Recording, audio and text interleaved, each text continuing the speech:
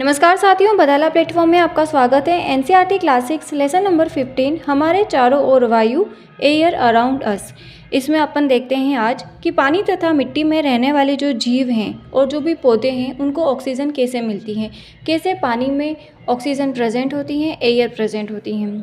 तो पानी तथा मिट्टी में रहने वाले जीवों और पौधों को ऑक्सीजन मिलना, ये कैसे पता लगा सकते हैं अपन? तो किसी भी कांच के बर्तन में या किसी स्टील के बर्तन में अपन पानी थोड़ा गर्म करते हैं, तो पानी के उबलने से पहले अगर अपन उसको देखते हैं तो क्या होता है, पानी की जो तली होती है उसके नीचे छोटे छोटे बुलबुले इससे अपन को चिपके हुए दिखाई देते हैं। ऐसा क्यों होता है? ये जो बबल्स होते हैं, बुलबुले, पानी में घुली हुई वायु के कारण बनते हैं। जब अपन पानी गर्म करते हैं तो उसमें घुली हुई जो एयर है वो एक बबल्स के रूप में बाहर आती हैं, और अगर पानी को और गर्म करते हैं तो जो पानी है वो वेपर में चेंज हो जाता है और जो पानी है वो बॉयल होने लगता है, उबलने लगता है।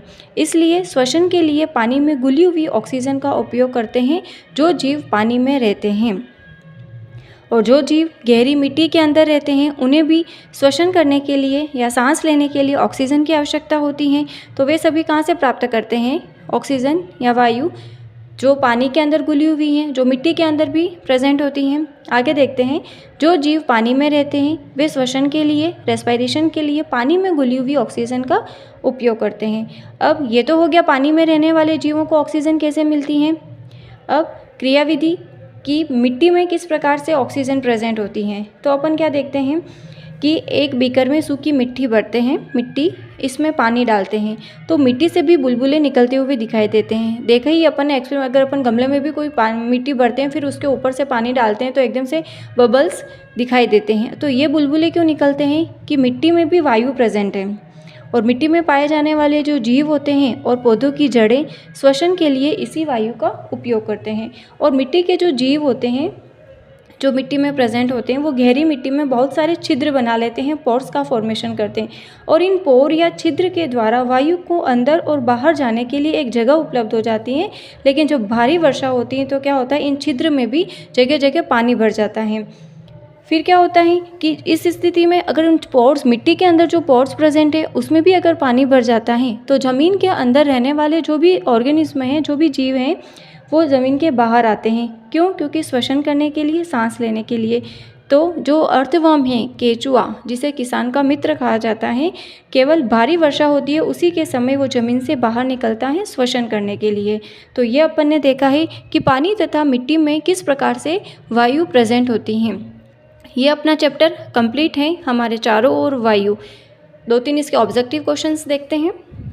क्वेश्चन नंबर 1, हमारे पृथ्वी वायु को एक पतली परत से घेरे हुई है, और वह पतली परत क्या है, उसे क्या कहते हैं? ए ऑप्शन में है वायु प्रदूषण, बी वायुमंडल, सी वायुयान, डी ग्रह। तो हमारी पृथ्वी वायु को एक पतली परत से घेरे हुए हैं, उसे क्या कहते हैं अपन? वायुमंडल। और वायु, क्वेश्चन नंबर 2, वायु का वह घटक जो जलने में सहायक है। तो अपन ने स्टडी किया था कि वायु का ऐसा कौन सा कंपोनेंट है जो जलने में सहायक है? A oxygen, hydrogen, nitrogen, D helium. तो वायु का कौन सा घटक है जो जलने में सहायक होता है? ऑक्सीजन। क्वेश्चन नंबर 3, हीलियम तो इनर्ट गैस होती है।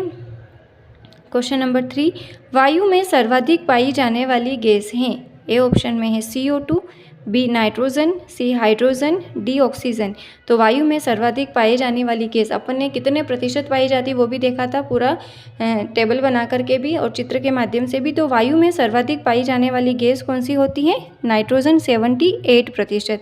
वहीं पर CO2 प्रेजेंट होती है 0.03% और ऑक्सीजन होती है 21%। और बाकी जो अदर गैसेस होती है वो 1% के आसपास प्रेजेंट होती हैं। तो ये अपन ने देखे हैं 2-3 क्वेश्चंस। आगे अपन और कल इसके क्वेश्चंस स्टडी करेंगे। Thank you for watching.